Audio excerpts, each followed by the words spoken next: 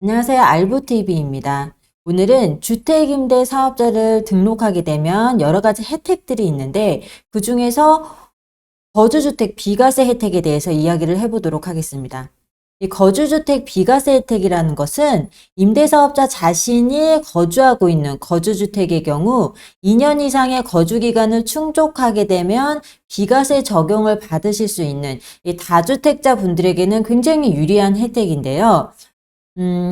2020년 8월 이 민특법 개정으로 인해서 임대주택이 자동 말소된 경우 특례 요건을 준수하지 않더라도 거주주택의 비과세 혜택을 받을 수 있다는 유권 해석이 나왔습니다.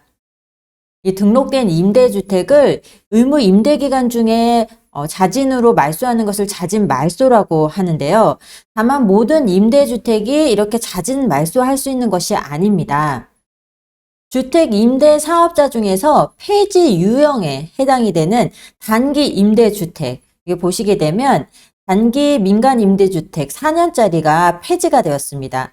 이 단기 임대주택과 또 장기 일반 민간 임대주택 중에서 폐지되는 아파트 부분만 자진 말소가 가능합니다. 그러므로 장기 일반 임대주택 중에서도 아직도 유지가 되고 있는 이 다세대나 다가구, 단독, 또 주거용 오피스텔 같은 경우에는 의무 임대기간 중에 말소를 하더라도 자진 말소에 해당되지 않기 때문에 이 점 또한 주의를 하셔야 됩니다. 이렇게 임대사업자가 자진 말소나 자동 말소를 통해서 말소 후에 5년 이내에 거주하고 있는 거주주택을 양도를 하게 되면 거주주택 양도세 비과세 혜택을 받을 수가 있는데요. 기존에는 임대료 5% 이내의 인상을 준수하고 또 임대료 주택의 임대를 계속적으로 유지하고 또 세무서에 사업자 등록을 유지해야만 이렇게 세 가지 요건을 모두 거주주택 양도일까지 유지를 해야 한다고 국세청에서 해석을 했는데 2022년 1월 24일 기재부의 해석에서는 이렇게 세 가지 요건을 모두 지키지 않더라도 거주주택 양도세 비과세 혜택이 가능하다는 답변이 올라왔습니다. 기재부 자료를 한번 살펴보도록 하겠습니다.